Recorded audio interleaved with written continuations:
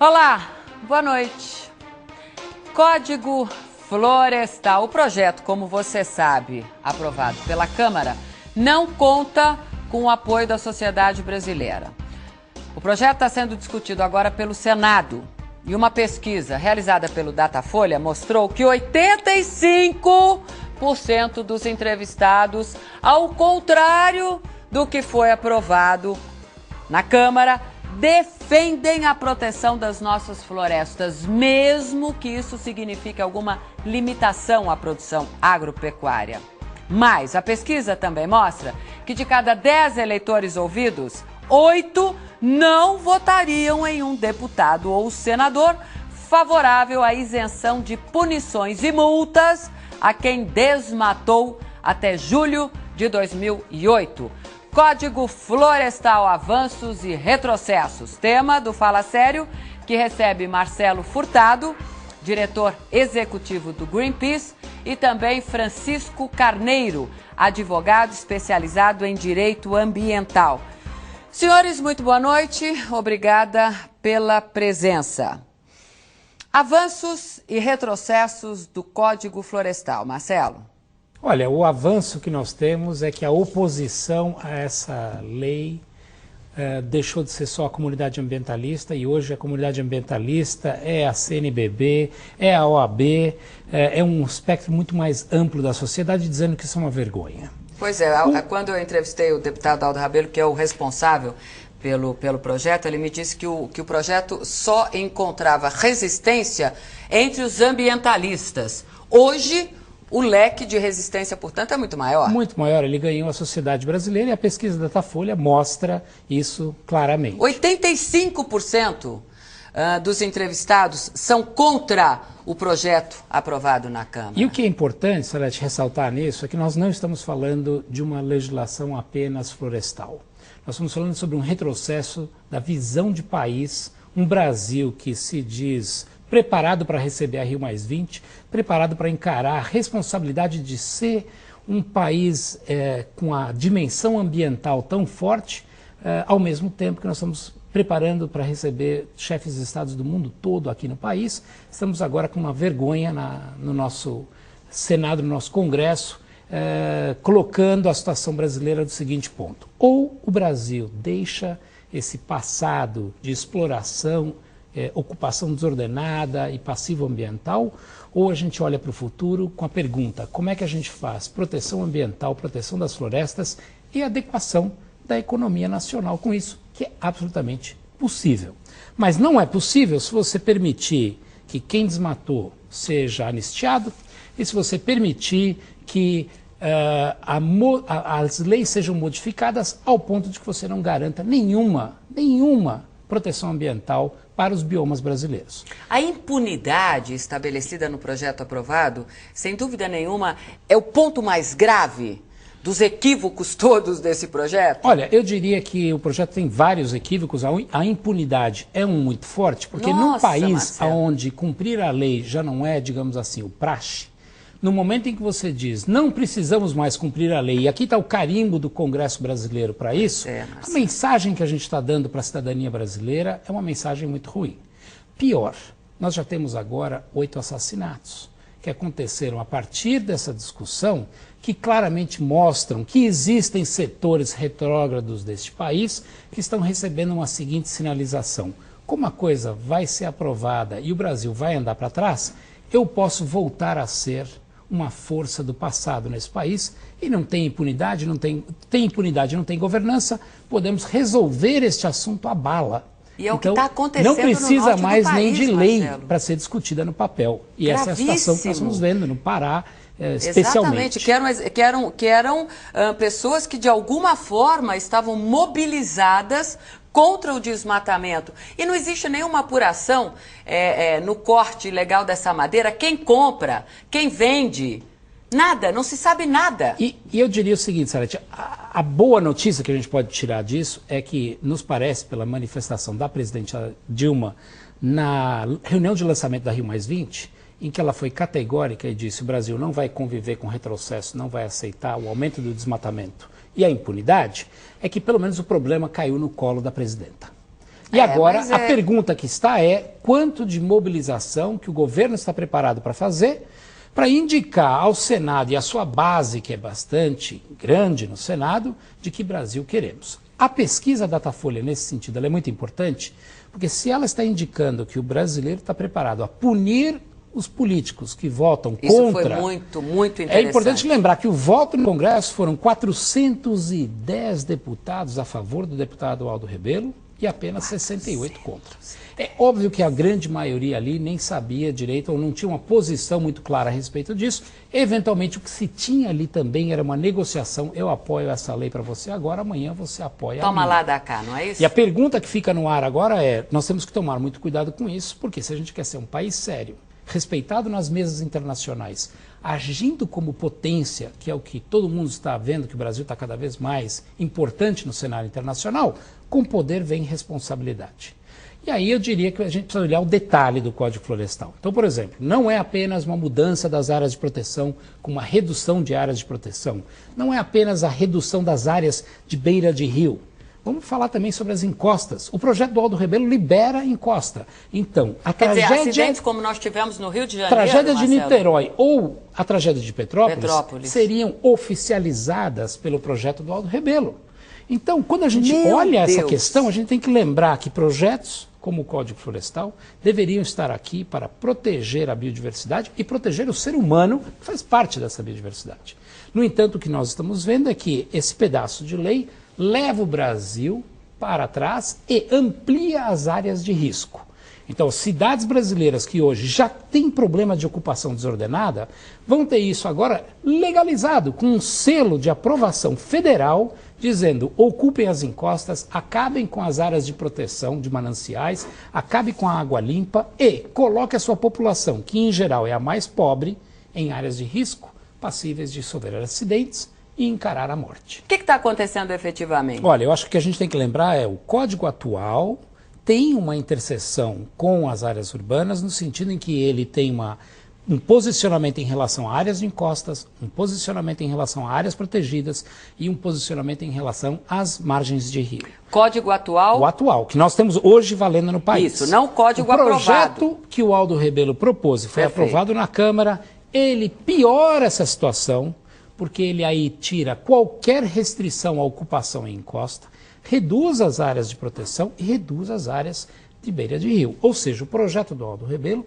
faz com que a crise que hoje os municípios vivem fique pior. Por que vai ficar pior? Porque quem vai pagar o pato? Vai ser o agricultor familiar. Quem vai pagar o pato são as pessoas que dependem de água limpa das nascentes em volta dos centros urbanos e das pessoas que estarão expostas a um risco habitando áreas de encosta. Não vai resolver onde a gente já tem grandes problemas, porque aí você teria que retirar essas populações, mas poderia minimizar o problema dessas encostas no momento em que você não permite a ocupação para quem fez um plano diretor decente e fez um acordo com a sociedade de convivência do homem do campo com o homem urbano.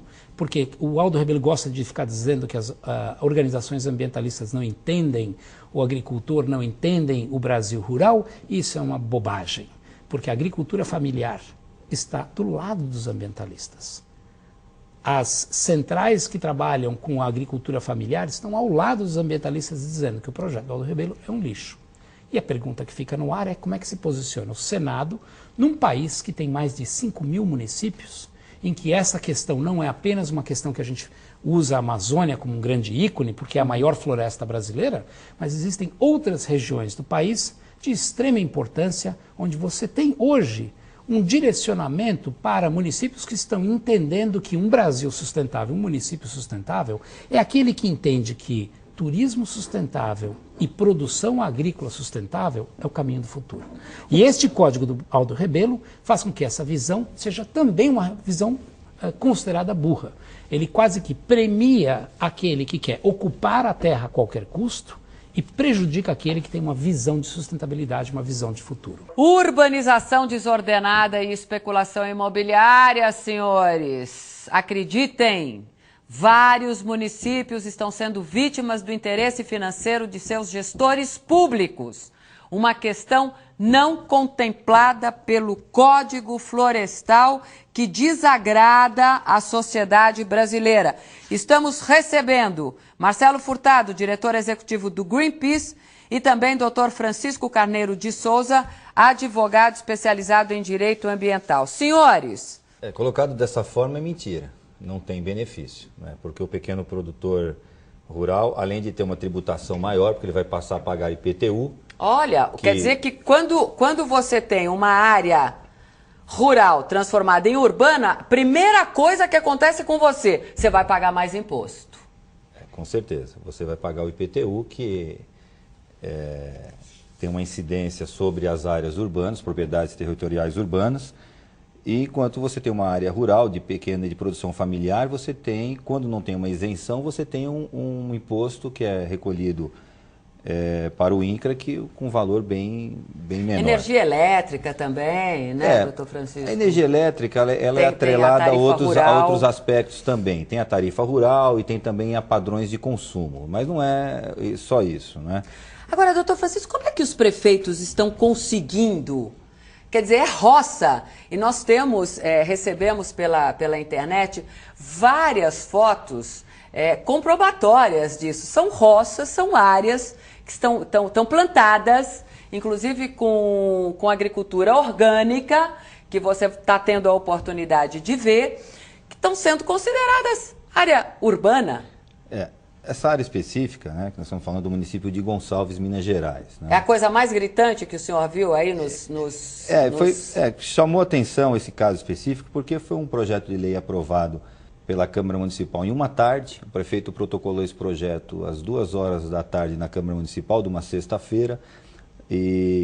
Véspera de feriado, se não me engano? Na sexta-feira mesmo, na sexta-feira, véspera, no sábado, na sexta-feira, o presidente da Câmara Municipal convocou os vereadores por telefone, contrariando até o regimento da própria Câmara, que preveria que para as sessões extraordinárias prevê a convocação por escrito com 48 horas de antecedência, quer dizer, até isso eles atropelaram o regimento da Câmara. Ilegalidade.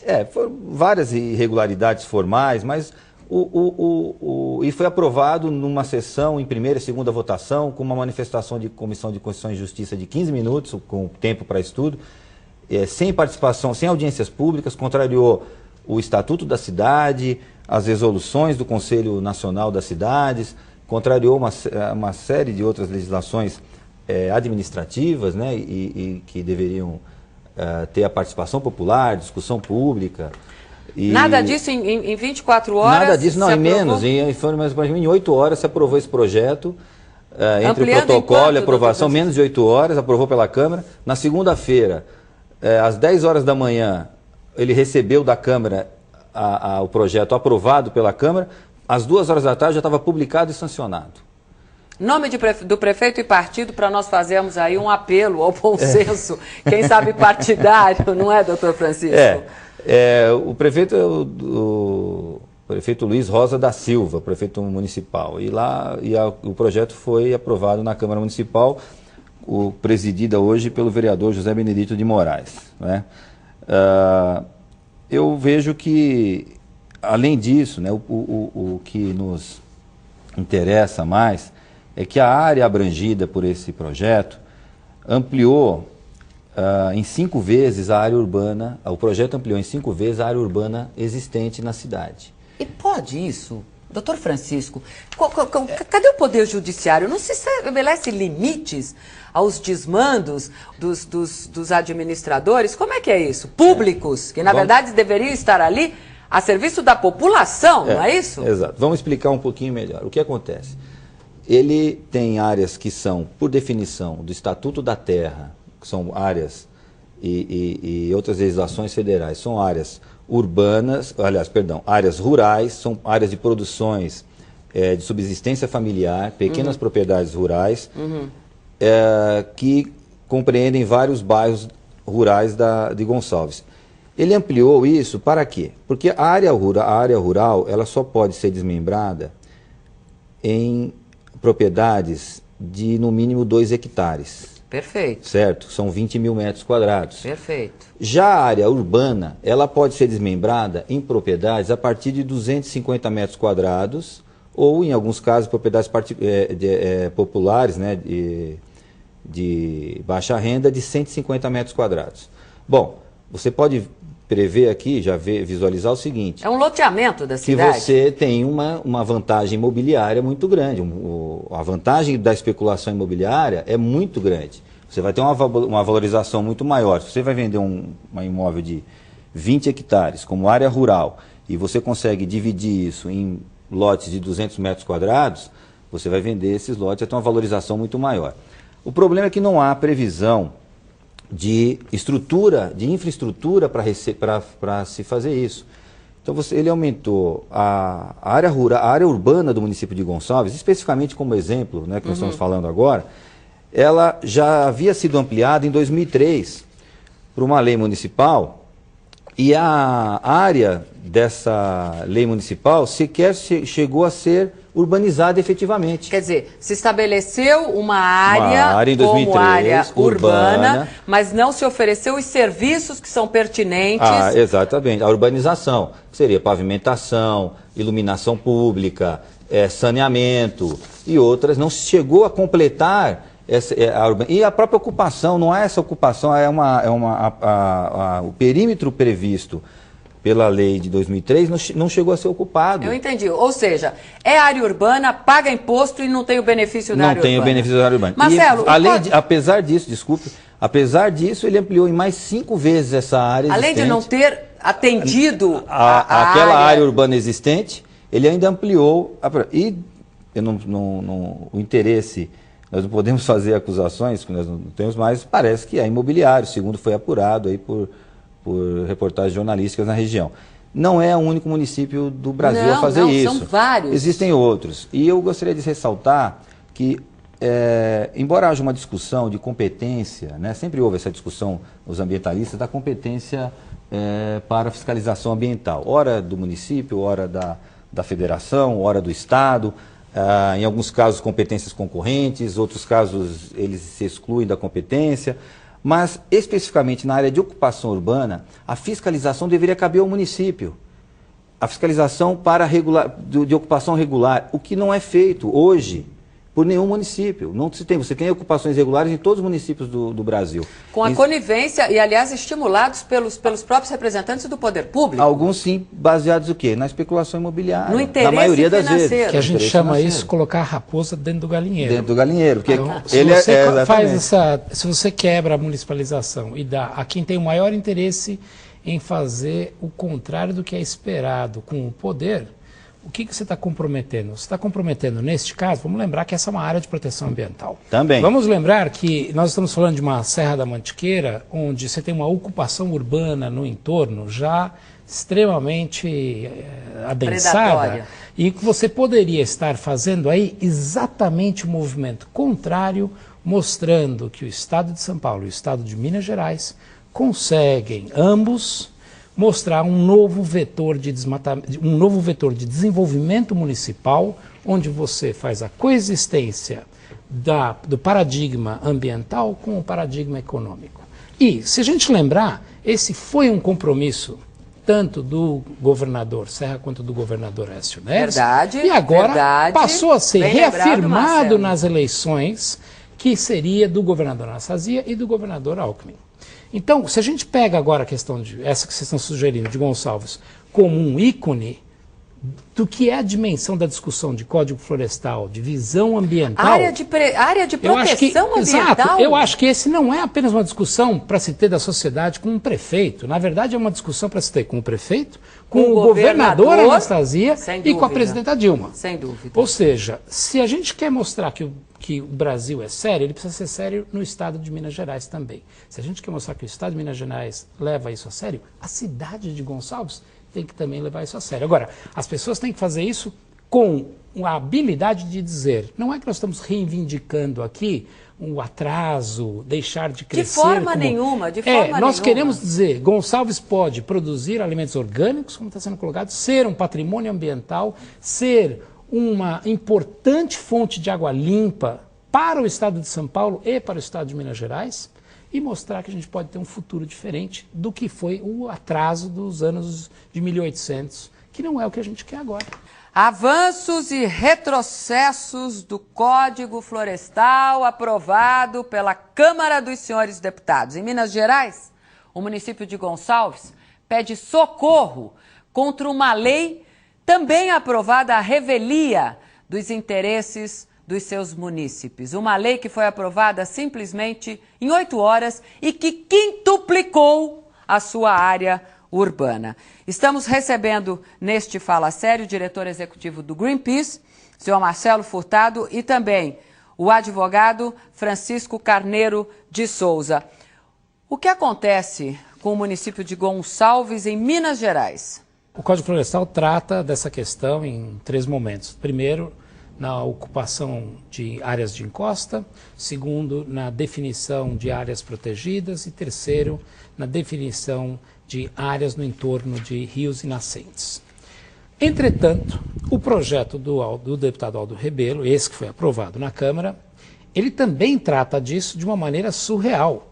Ele simplesmente permite toda a ocupação de área de encosta.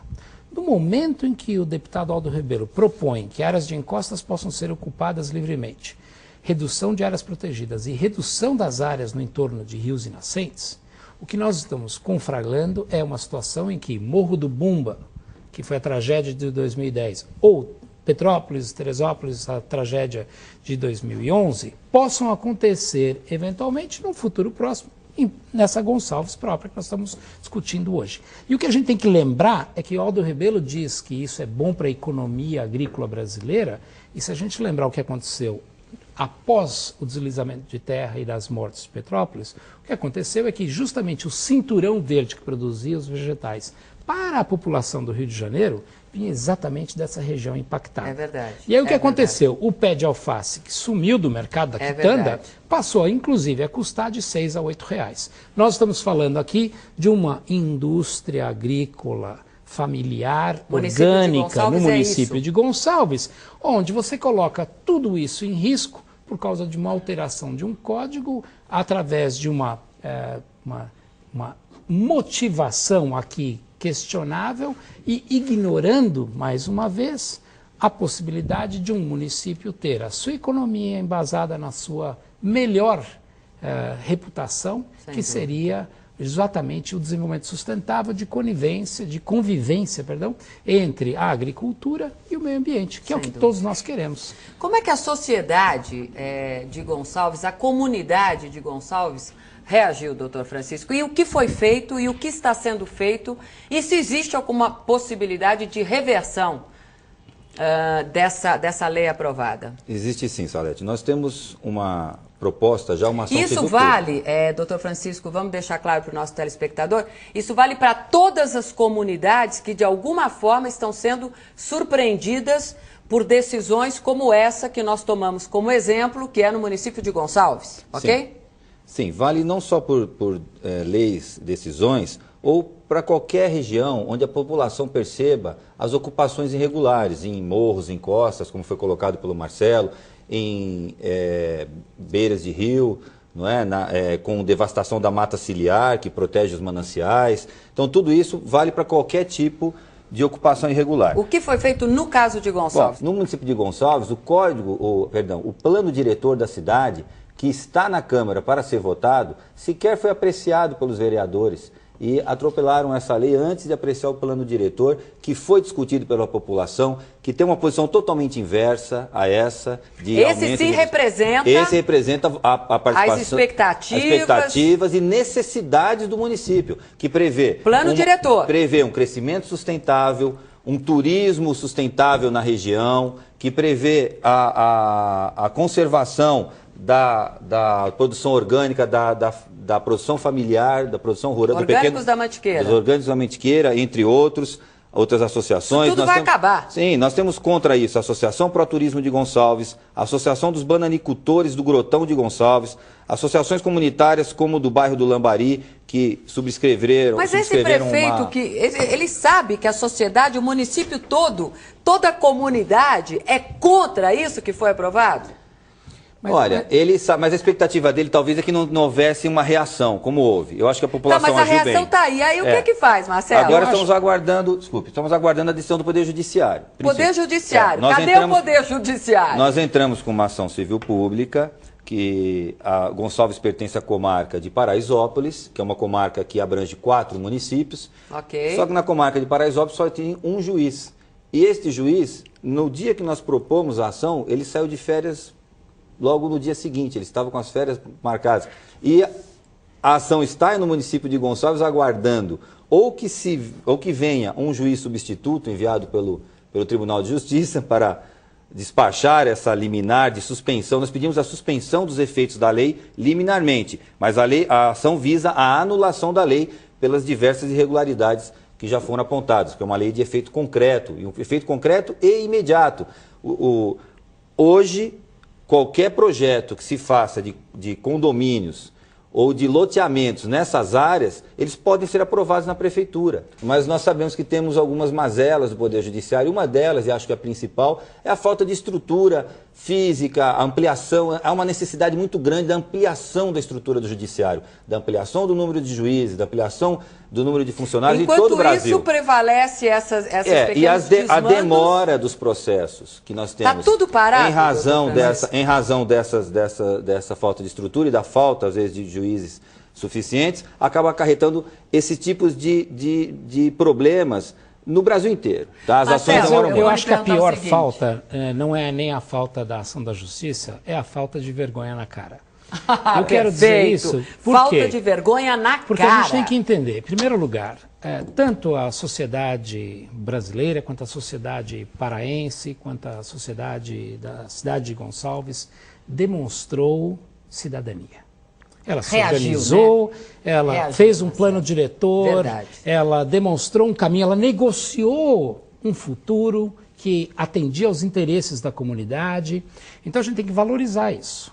E nesse sentido, quando um prefeito ou um governador ou um senador ou um deputado ignora essa ação cidadã e diz, eu vou aprovar um texto de lei que vai contra e vou ignorar a sua dimensão, dos senhores não são os meus? Isso é um absurdo, não deve ser tolerado, e a maneira que você responde a isso é exatamente na urna. Agora, mas até lá, exatamente, o que eu quero dizer, até lá a gente precisa cobrar a vontade política. Por quê? Neste momento, responsabilidade política, exato, eu diria, neste Marcelo. momento, então, tem que pegar o telefone e tem que fazer as ligações devidas. Quem são os deputados eleitos pelo Estado de Minas Gerais que estão lá Quem são os deputados eleitos? Quem são os senadores de Minas Gerais que estão mobilizar. lá? Quem é o governador? Quem é o secretário do Meio Ambiente de Minas Gerais que tem que fazer uma visita até Gonçalves? Para quê? Para que o discurso progressista que a gente está ouvindo mais e mais dos políticos brasileiros não sejam apenas palavras, mas sejam ações. E este é o momento em que você tem que demonstrar que as palavras são para valer. Então, este é o momento que você quer uma indicação do governador do estado de Minas Gerais para dizer, nós não vamos tolerar isso numa área de proteção ambiental de Minas Gerais. Isso é o que nós queremos orientar a bancada do Senado de Minas Gerais a dizer que nós vamos mudar o projeto do Aldo Rebelo para atender as necessidades que a sociedade brasileira hoje identificam. E não queremos nem que Minas Gerais, nem que São Paulo, nem que nenhum estado do Sul fomente o crime na área, nas regiões amazônicas, porque essa madeira ilegal, que é uma indústria que matou estes ativistas no Pará, ela é consumida não lá no Pará, ela é consumida aqui, na região sul do país. Então nós temos que entender que nós, consumidores e cidadãos, nós somos parte de um elo que pode ser muito bom para o Brasil quando a gente exige cidadania, quando a gente exige cumprimento de leis, governança, fim da impunidade, ou nós podemos ser parte do problema. Se a gente aceitar que situações como essa, seja em Gonçalves, seja no Pará, sejam toleradas como assim é o Brasil. Não, basta. O Brasil mudou e nós temos que mudar também. Eu recebi um e-mail onde o prefeito desse município de Gonçalves diz o seguinte: quem manda aqui sou eu. Prefeito manda no município? Pois é, Gonçalves, uma das 8 cidades que estão dentro da chamada área de proteção ambiental Fernão Dias, criada em 97, exatamente para compensar os impactos da rodovia. Agora, uma decisão do prefeito Luiz Rosa, uma decisão contrária aos interesses da população, está aí quintuplicando a área urbana. Estamos discutindo, e esse item, a questão da urbanização desordenada, não foi contemplada pelo Código Florestal aprovado pela Câmara dos Deputados. Estamos aí em apelo ao governador Anastasia e aos deputados e senadores eleitos por Minas Gerais. Ao ser procurado pela população, o prefeito simplesmente falou que ia manter a posição, que a lei já estava aprovada. Foi ele que disse: a cidade é minha, quem manda aqui sou eu e quem decide aqui sou eu também? Os senhores não me interessam. Bom, ele falou que ia manter a posição.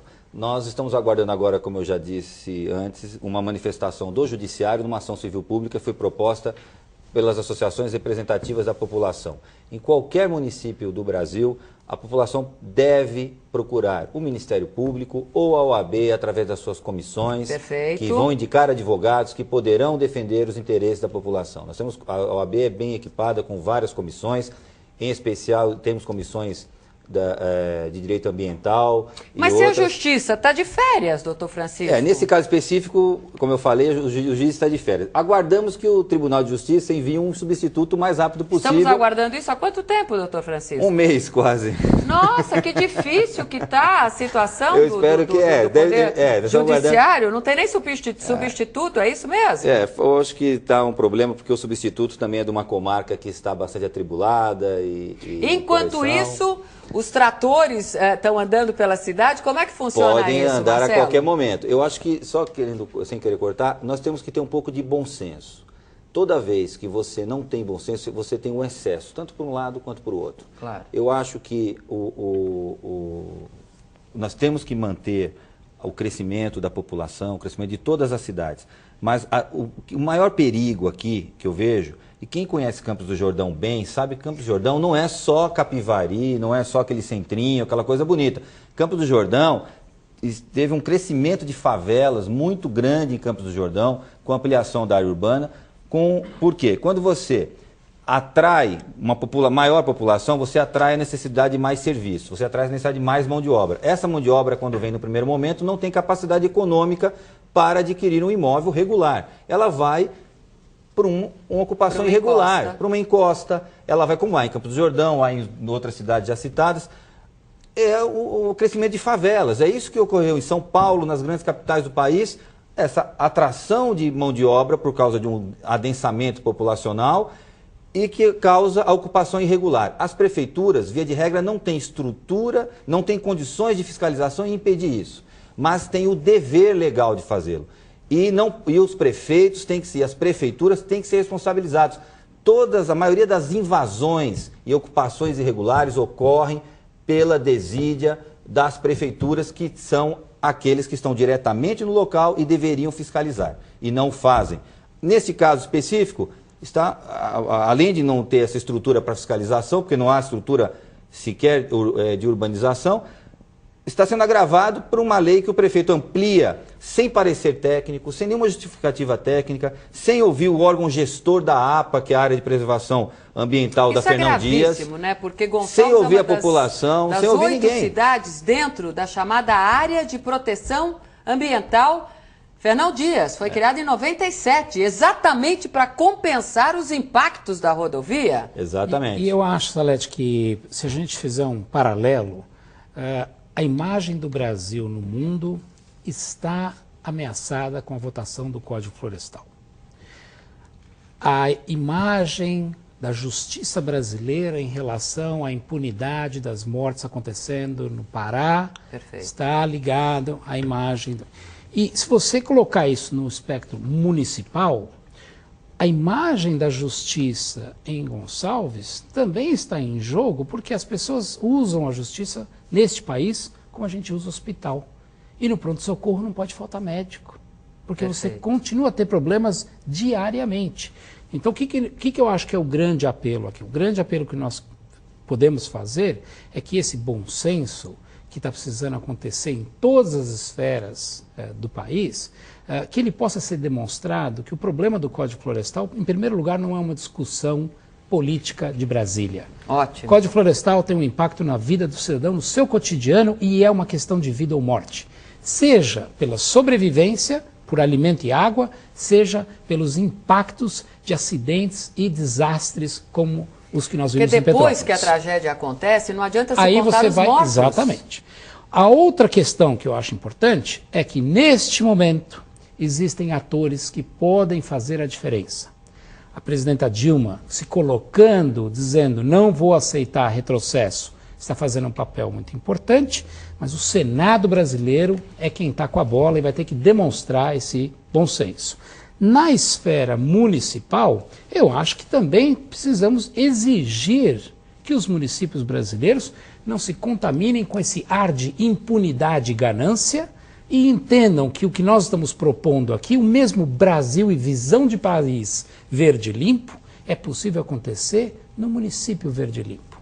Então eu acho que o que a gente está aqui fazendo um apelo é para que a população seja ouvida. Quando a gente fala de audiência pública, isso não pode ser ignorado, isso não é uma proforma, isso é um direito da cidadania e que, neste caso específico, o Código Florestal, que mata no Pará e que desmata em Gonçalves, tem implicações no cotidiano do cidadão, seja ele alguém que mora na ponta do país, no extremo sul ou no extremo norte dessa nação.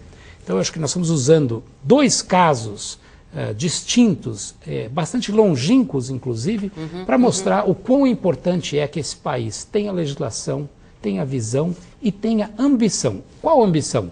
A ambição de mostrar que nós viramos a página. Nós deixamos de ser um país da impunidade para ser um país que entende que o nosso futuro passa por olhar o meio ambiente e a justiça e a cidadania brasileira como elementos integrais de um país verde, justo e melhor. Bom, Marcelo, depois dessas palavras, não temos como finalizar melhor este Fala Sério, senão agradecendo a presença, Marcelo Furtado, Dr. Francisco, que de alguma forma você tenha essa participação no sentido de compatibilizar, sim, qualidade de vida, saúde, crescimento econômico e respeito ao meio ambiente. Fica aí o nosso apelo ao prefeito do município de Gonçalves, fica aí o nosso apelo ao governador Anastasia e aos deputados e senadores eleitos por Minas Gerais. Obrigada pela sua atenção, obrigada pela sua companhia. O Fala Sério volta na próxima segunda-feira. Até lá.